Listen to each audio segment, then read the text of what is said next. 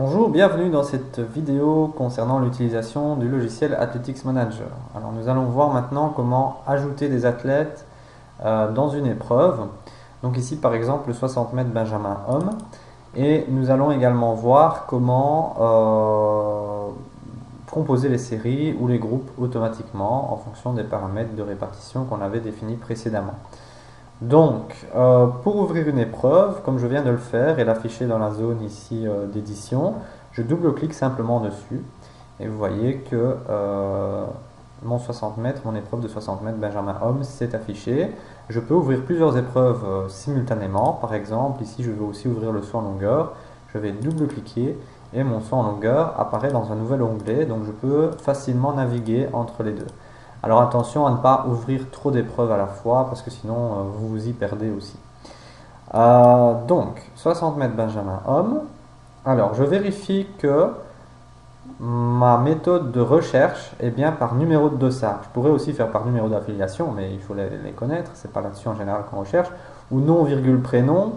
Mais alors attention à ce moment-là à ne pas se tromper avec la casse, donc l'orthographe du nom, etc. Donc en général, on recherche par numéro de dossard, c'est bien plus pratique, mais vérifiez que le numéro de dossard soit coché, parce que sinon ça va être embêtant. Alors je vais ajouter 8 athlètes dans un premier temps, qui sont tous affiliés. Donc je vais commencer par taper le dossard du premier, c'est le dossard 112. Je vais faire Enter. Et s'il n'existe qu'une possibilité d'athlète avec ce dossard, automatiquement l'athlète sera ajouté à mon épreuve. Alors, je peux tout de suite aller encoder une meilleure performance à cet athlète. Donc, je vais cliquer simplement ici sur meilleure performance. Ne vous inquiétez pas, ça sélectionne tout le tableau, c'est pas grave. Vous allez cliquer une fois et vous allez taper par exemple 11.20. Alors, petite précision par rapport à l'encodage de prestations, que ce soit dans les meilleures performances à l'inscription ou bien les prestations telles quelles des résultats, le seul symbole à encoder est toujours le point entre les secondes et les centièmes si nous avons un chrono, ou entre les mètres et les centimètres si nous avons une performance mesurée en mètres. On ne va jamais mettre de deux points, jamais de petite apostrophe, jamais tout ça.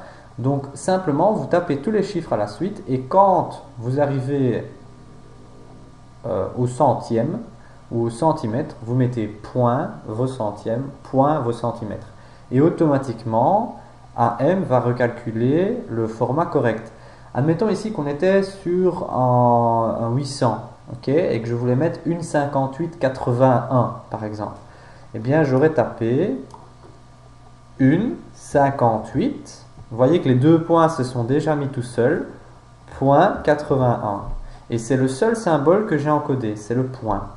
Voilà, ça marche donc de nouveau au niveau de l'encodage des meilleures performances ou ailleurs. Hein, donc partout on doit encoder une perf. C'est comme ça que ça fonctionne.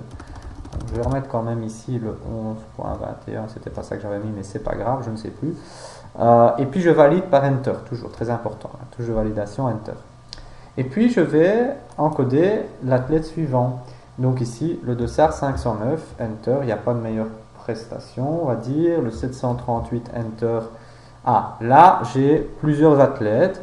Je vois parce qu'il y a plusieurs athlètes avec le même numéro de dossard. C'est tout à fait normal comme comportement. Je vais simplement aller cliquer sur l'athlète qui convient. Alors, par défaut, Athletic Manager, si vous êtes dans une épreuve surtout à catégorie unique, comme c'est le cas ici, va automatiquement, de manière assez intelligente, aller chercher l'athlète qui correspond le mieux en fonction de la catégorie. Ben oui, on est en Benjamin Garçon, on ne va pas mettre un athlète né en 2000 ni né en 99. Ça n'a pas de sens pour lui. Donc par défaut, il vous sélectionne en bleu l'athlète né en 2009, qui est bien Benjamin.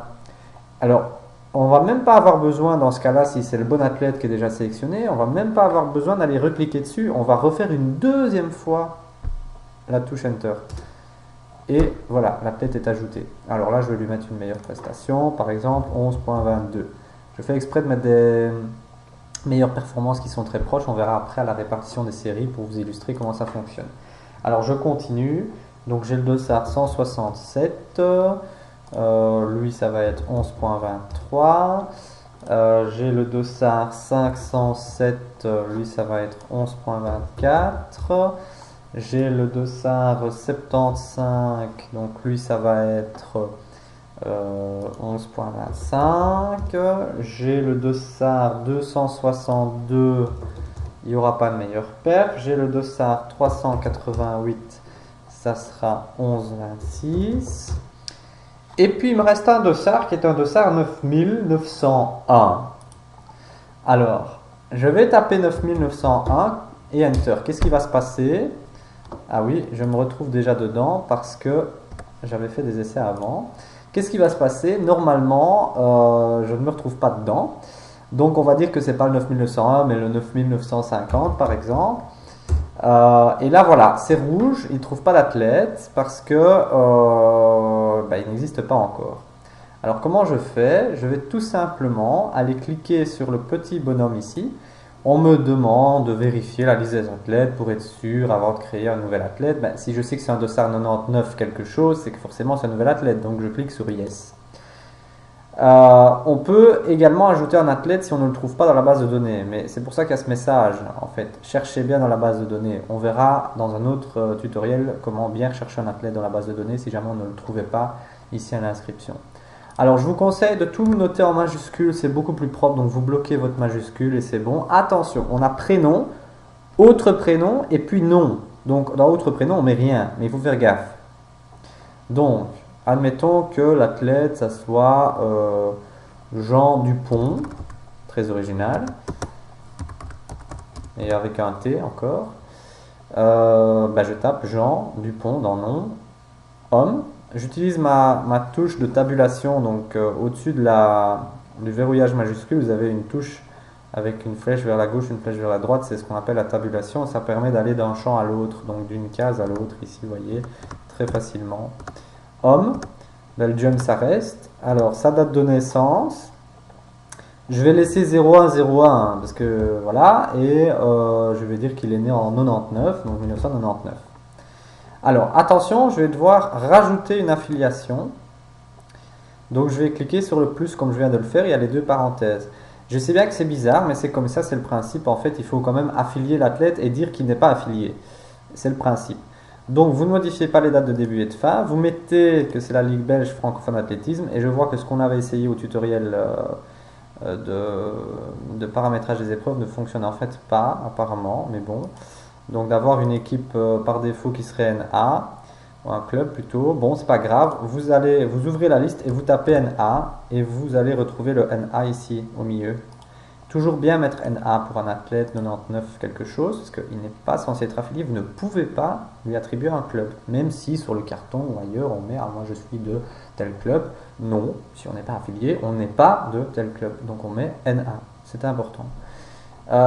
Et alors attention, chose très importante ici aussi, dans le numéro d'affiliation et dans le numéro de dossard, vous allez mettre le numéro de dossard. 9950, 9950. Il ne faut pas oublier de le faire dans les deux. Alors j'ai mis 99, mais je suis un peu bête parce que c'est pas possible qu'il soit né en 99. Ça serait plutôt 2009, c'est ça que je voulais mettre. Et alors je l'ai vu tout de suite parce que vous voyez qu'ici en dessous il y avait Junior Homme, donc je dis il y a un problème. Et si je change la date, automatiquement, voilà, il a changé, il a pris la bonne catégorie. Donc ça, vous savez le voir aussi, vérifiez bien la catégorie. Alors pourquoi je mets dans le numéro d'affiliation et dans le dossard? Parce que, de nouveau, si vous avez un lien direct avec la photo finish, il faut mettre un numéro d'affiliation. Si vous ne mettez rien, la photo finish n'apportera pas l'athlète parce qu'elle ne le reconnaîtra pas. Parce que la photo finish travaille non pas sur le numéro de dossard, mais sur le numéro d'affiliation. Donc ça, c'est très important de mettre les deux. Okay, de bien enregistrer les deux. Voilà, une fois que c'est fait, je clique sur appliquer et puis je clique sur OK et mon athlète va être ajouté. Alors étant donné que c'est un dossard 99 quelque chose, il n'a pas de meilleure performance, donc je laisse ainsi. Alors j'ai 9 athlètes, c'est fait exprès parce que vous allez voir comment va se comporter AM pour composer les séries, sachant qu'il n'y a que 8 couloirs.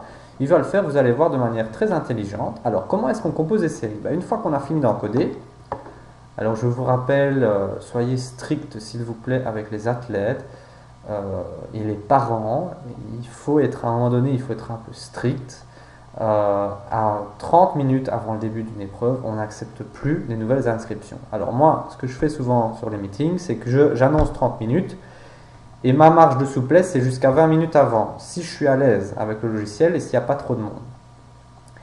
Bon, voilà, mais on ne le dit pas ça, on annonce les 30 minutes.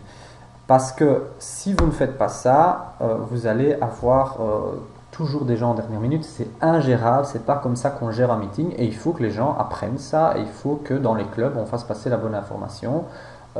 Déjà, arriver 30 minutes pour s'inscrire avant le début d'une épreuve, c'est quand même un petit peu bizarre. En tout cas, si c'est la première épreuve de la journée, ça me paraît un peu tard. Mais bon, voilà, alors je sais bien qu'on va peut-être vous dire, ben oui, mais il y avait des bouchons, etc. Peu importe, les gens doivent être prévoyants. Si maintenant il y a un gros accident, comme ça arrive parfois, et que vous avez toute une série de personnes qui arrivent toutes en retard, ben là vous allez toutes les accepter, toutes les encoder en retard, et puis vous retarderez un peu votre meeting. Mais pour un ou deux, il y a un moment donné où il faut être strict. Ça, c'est ma philosophie, c'est ma manière de travailler. Les gens savent bien, en tout cas, que là où je suis sur un meeting, l'heure c'est l'heure. Et après, ben, on vient me dire, est-ce qu'on peut ajouter? Non, on n'ajoute pas. Et si la personne était venue pour une seule épreuve, tant pis, elle rentrera chez elle. Mais il y a un moment donné, si on n'a pas un minimum de rigueur, ça ne fonctionne pas. Alors, série groupe, voilà, personne engagée. Donc vous allez cliquer sur ce deuxième onglet pour travailler sur la composition des séries. Et donc à ce moment-là, il suffit de cliquer sur le bouton créer les séries, tout simplement. Alors vous allez voir KM va, puisqu'on avait sélectionné Simple Best First, créer d'abord forcément deux séries, parce qu'il y a 9 athlètes pour 8 couloirs. Il va répartir intelligemment le nombre d'athlètes dans chaque série, vous allez le voir. Et il va mettre aux couloirs centraux les meilleurs, aux couloirs extérieurs les moins bons, et dans la première série les meilleurs, et dans les séries suivantes, ou ici la série suivante, les moins bons. On va voir si tout se comporte correctement. Je clique sur créer les séries. D'abord je vois que j'ai bien deux séries créées, ça me paraît tout à fait correct. Je vais prendre chaque série individuellement. Vous voyez déjà au premier abord que tous ceux qui n'ont pas de meilleure perf ont été mis dans la deuxième série. Donc ça prouve ce que je viens d'expliquer. Vous voyez que dans cette deuxième, donc il y a deux séries, une avec 1, 2, 3, 4, 5 athlètes, une avec 4 athlètes. C'est logique parce que AM va calculer en fonction pour avoir le plus possible d'athlètes dans le moins possible de nombre de séries. Donc voilà. Donc cet athlète ici est donc les athlètes sont bien répartis. On voit par ailleurs dans la première série que les athlètes, en fonction de leur best perf, sont au couloir centraux. Couloir 4, G11, 21, puis je vais aller au couloir 5, puis au 3, puis au 6, puis au 2. Donc c'est exactement ce qu'on veut. Et pareil d'ailleurs, le seul athlète encore avec une meilleure performance dans la série 2 est bien au couloir 4. Sachant qu'on a 8 couloirs, on est bien au couloir centraux. Donc ça fonctionne. À partir du moment où je suis satisfait, je vais cliquer sur liste de participants OK. Alors moi je ne suis pas satisfait parce que je me rends compte que j'avais oublié de changer et que je voudrais bien avoir les meilleurs athlètes, non pas dans la première, mais bien dans la dernière série et commencer avec les moins bons. Pas de problème. Je vais aller cliquer sur propriétés ici en haut à droite. Ça me lance de nouveau donc, dans les propriétés de l'épreuve en cours. Et je vais aller changer ma répartition et je vais aller mettre non pas Simple Best First, mais Simple Best Last. Je vais appliquer, faire OK, et je vais bien me repositionner sur la petite étoile. Donc c'est le tour. Hein. Si vous vous souvenez, vous avez bien suivi les tutos précédents. Si on avait mis ici série ou finale par exemple, ça apparaîtrait. Pour avoir tout le monde, et je vais recliquer sur recomposer les séries. Donc AM va supprimer les séries existantes, recréer de nouvelles séries, et là je me rends compte que c'est l'inverse. J'ai bien mes athlètes les moins bons dans la première série et puis mes athlètes meilleurs dans la deuxième série, mais toujours des couloirs centraux ou couloirs extérieurs. Donc voilà, si même vous constatez en cours de route que vous n'aviez pas sélectionné au départ la bonne méthode, vous pouvez la changer après. Alors il faut essayer de ne pas se tromper au moment où on encode son meeting, puisque sinon vous allez devoir du coup rechanger dans toutes les épreuves, mais bon ça prend quand même 2 secondes et demie, donc c'est pas la mer à boire non plus.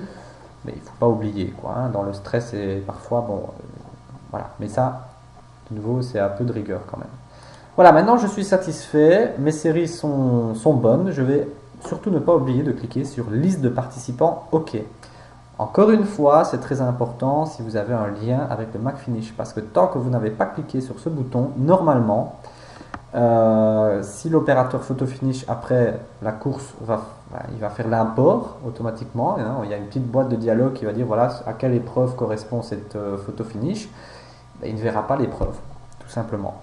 Voilà, donc normalement il faut bien cliquer sur ce bouton liste de participants OK. Et du coup, on voit ici que dans la liste des épreuves, on a changé de statut, on a une espèce de gris bleu pâle.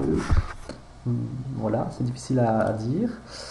Évidemment, quand je sélectionne la ligne, c'est bleu, mais donc surtout le statut a changé et on a liste des participants disponibles, sachant que donc du coup, nos listes sont prêtes.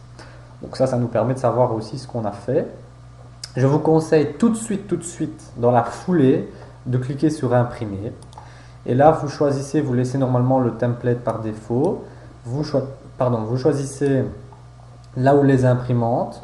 Donc, par exemple, je peux utiliser le petit moins, le petit plus pour enlever une imprimante et remplacer par une autre imprimante si je le souhaite. Hein, voilà. Je peux même mettre deux imprimantes. Je peux avoir un nombre de copies différents en fonction de. Voilà, ça c'est comme vous le souhaitez en fonction du matériel que vous avez et de votre manière de fonctionner, mais c'est une fonctionnalité assez intéressante. Puis vous cliquez sur imprimer, vous patientez un peu et les différentes copies vont être envoyées aux différentes imprimantes sélectionnées. Voilà. Je vous conseille toujours d'imprimer dans la foulée de liste de participants OK. Même si on vient vous déranger, vous dites attendez un instant, j'imprime. Comme ça, vous savez que si vous avez fait liste des participants disponibles, c'est que normalement vous avez aussi non seulement validé dans le logiciel, mais aussi imprimé les listes pour le terrain. Voilà, c'est encore une fois une rigueur de fonctionnement qui peut être intéressante si vous voulez essayer de ne pas faire d'erreur. Voilà donc pour l'encodage de nouveaux athlètes. Alors, simplement, très rapidement, si je veux faire la même chose en saut en longueur ici, TC, eh bien, ça va pas être beaucoup plus compliqué. Je vais double-cliquer sur l'épreuve. Admettons que je veux mettre un scolaire ici, le 34-84. Voilà, c'est Luca Matarazzi. C'est fait. En général, dans les concours, on ne met pas les meilleurs perfs. Admettons qu'il n'y en ait qu'un. Cette fois-ci, c'est pas répartir en série dans le deuxième onglet, mais répartir en groupe. Et on vous dit quand même que c'est une série créée, mais en réalité, vous allez avoir le groupe 1. Et de nouveau, liste des participants OK, et on voit, et on imprime bien sûr, et on voit que dans le statut, les deux épreuves maintenant ont des participants encodés.